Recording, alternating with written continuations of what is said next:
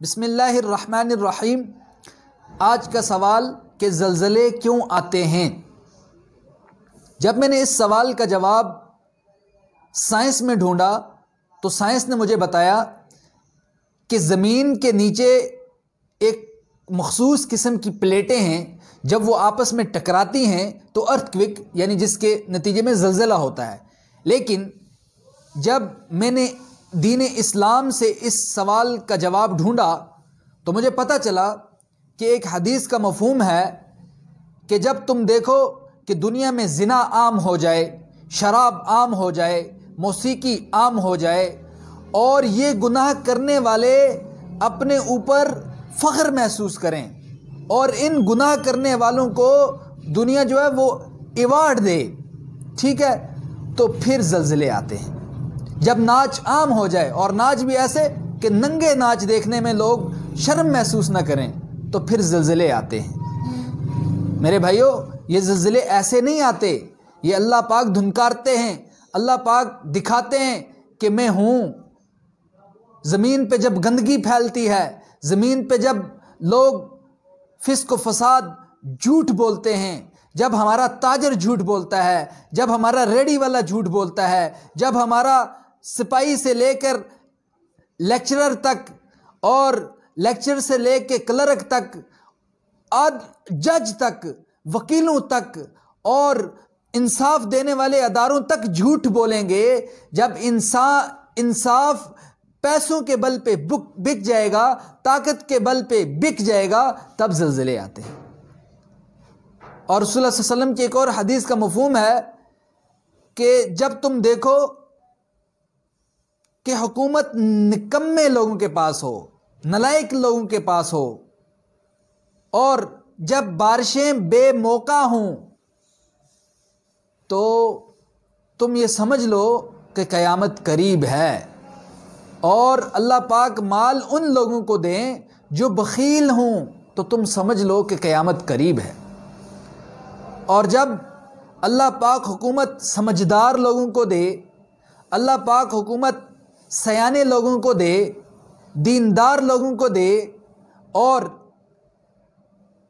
माल जो है वो सखी लोगों को दे और बारिश जिस वक्त तुम्हें ज़रूरत हो सही मौके पे अल्लाह पाक दें, तो तब तुम ये समझ लो कि अल्लाह पाक तुमसे राज़ी हैं और क़यामत अभी दूर है।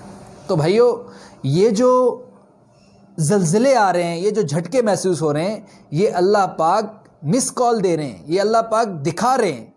हज़रत मूसा अलैहिस्सलाम ने अल्लाह पाक से अर्ज़ की थी कि अल्लाह, जब मेरी रूह कब्ज़ करना होगी, जब मुझे इस दुनिया से लेके जाना होगा, जब मुझे अपने पास तू बुलाएगा, तो मुझे पहले पैगाम दे देना है। तो अल्लाह पाक ने फरमाया, ठीक है, बड़े जलीलुल क़दर नबी हैं जिन्होंने अल्लाह से कलाम किया है। तो एक दिन ऐसे ही वो बैठे थे, चूँकि उस ज़माने में हज़रत इज़राईल अलैहिस्सलाम इंसानी शक्ल में रुनमा होते थे, आया करते थे। तो अचानक हज़रत इज़राईल अलैहिस्सलाम उनके सामने जब आए तो उन्होंने कहा, मैंने तो अल्लाह पाक से अर्ज़ की थी कि या अल्लाह, जब मेरी रूह कब्ज़ होने पे होगी तो मुझे पहले बताना है ताकि मैं कुछ तैयारी कर सकूं। तो हज़रत इज़राईल अलैहिस्सलाम ने फरमाया कि अल्लाह पाक ने साथ ये हुक्म भी भेजा है कि अगर वो इस तरह की बात करें तो उन्हें ये कहना कि ए मूसा, क्या आप डेली रोज़ाना उठते जनाज़ों को नहीं देखते? क्या ये मेरा पैगाम नहीं है? क्या तुम रोज़ाना नहीं देखते कि मशरक़ से सूरज निकलता है और मग़रिब में ग़ुरूब होता है? क्या ये मेरी निशानी नहीं है? क्या ये मेरा पैगाम नहीं है? क्या तुम नहीं देखते कि तुम्हारे बाल पहले काले थे, वो अब सफ़ेद हो चुके हैं? क्या ये मेरी निशानी नहीं है? तो मुसलमानों, मेरे भाइयों, हम कब सुधरेंगे, हम कब समझेंगे? अल्लाह पाक बार बार हमें समझा रहा है। कुरान करीम में फरमाया, या अय्युहल इंसान मा गर्रक बिरब्बिकल करीम। अल्लाह पाक बड़े रहीम हैं, बड़े करीम हैं, अल्लाह पाक बड़ी मोहब्बत करने वाले हैं, 70 माहों से ज़्यादा मोहब्बत करने वाले हैं अपने बंदे से।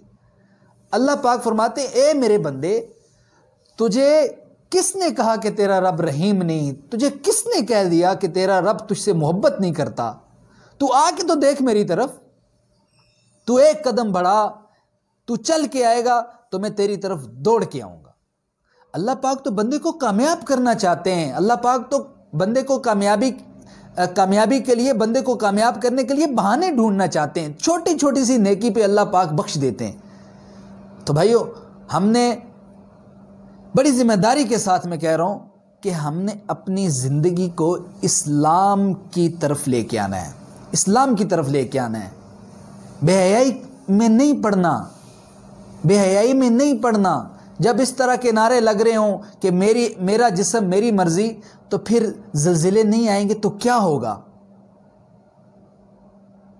जब इंसाफ के लिए लोग रो रहे हों और उन्हें इंसाफ ना मिल रहा हो, तो फिर ज़लज़ले ना आए तो क्या आए? सोचिए, ज़रा सोचिए। अल्लाह पाक ने जितनी भी उम्मतें थी, जितनी भी कौमें थी जिन पे अज़ाब आया, वो हुकूकुल इबाद की वजह से आया, हुकूकुल इबाद की वजह से आया, हुकूकुल इबाद की वजह से आया। अल्लाह अपने हुकूक माफ़ कर देता है, नमाज, रोज़ा, ज़कात, हज, अल्लाह पाक चाहें तो माफ़ कर देते हैं। लेकिन जो बंदों के हुकूक हैं, जब हम उसमें ख़यानत करते हैं, बददियानती करते हैं, तब अल्लाह पाक उसे माफ़ नहीं करेंगे। उस कौम पे अल्लाह पाक अज़ाब लेके आते हैं। जब हम बददियानत हो जाएंगे, जब हम ज़कात नहीं देंगे, जब हम गरीब गुरबा का ख्याल नहीं रखेंगे, सारे लोग कब्ज़ा करने वाले नहीं, सारे लोग जालिम नहीं, ये चंद होते हैं माशरे में। लेकिन सबसे बड़ा जालिम कौन है? सबसे बड़ा जालिम कौन है? अल्लाह पाक ने फरमाया कि सबसे बड़ा जालिम वो है जो अज़ान की आवाज़ सुने और मस्जिद की तरफ ना जाए, जो अज़ान की आवाज़ सुने और अपने काम को बंद करके, अपने काम को वाइंड अप करके नमाज की तैयारी ना करे। उससे बड़ा जालिम कौन है? भाइयों, हम आज अपने गिरेबानों में झांकें कि हम अपने घरों में किस तरह इस्लाम का निफाज कर सकते हैं।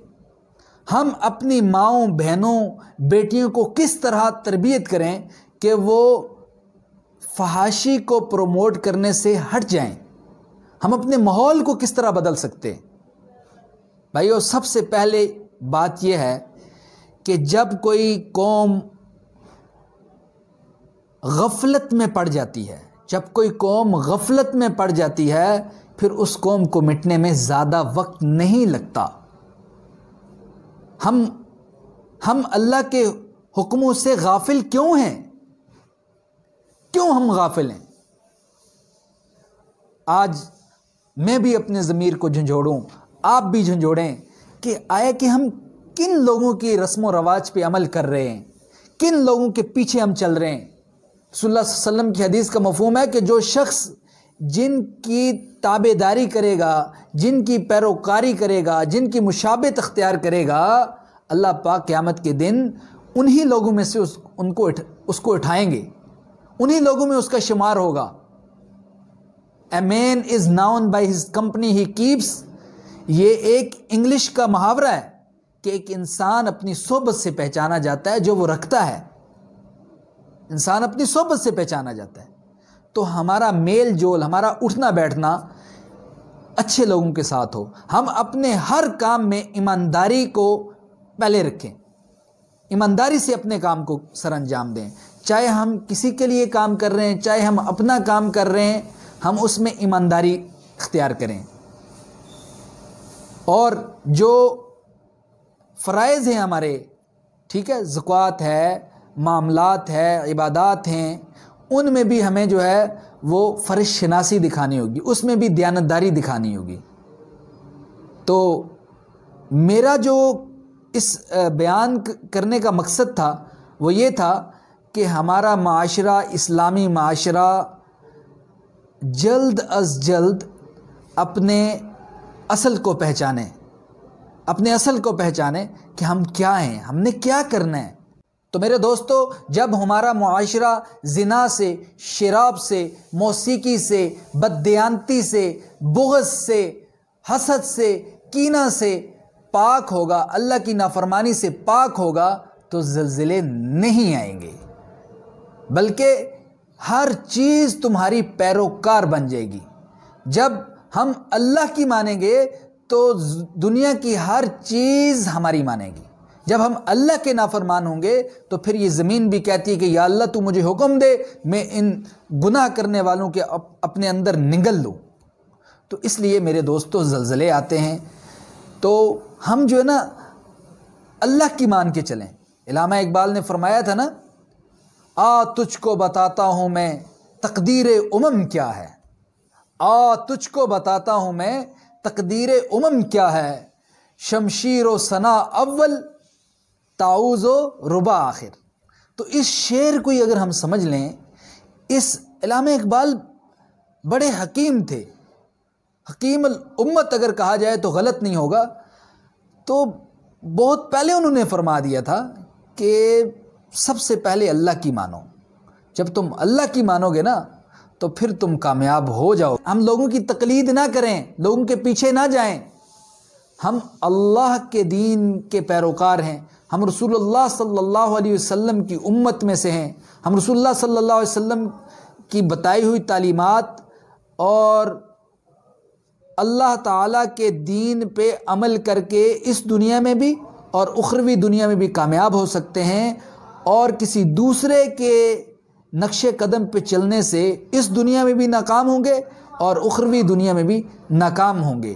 तो मुझे उम्मीद है कि आप इन बातों पे अमल करेंगे। अल्लाह ताला से दुआ है कि जो कहा सुना इस पे अल्लाह पाक मुझे और आप सबको अमल करने की तौफीक अता फरमाए, और हमारी मग़फ़िरत फरमाते हुए अल्लाह पाक हमें नेकी की तौफीक दें। वस्सलामु अलैकुम व रहमतुल्लाहि व बरकातुहू।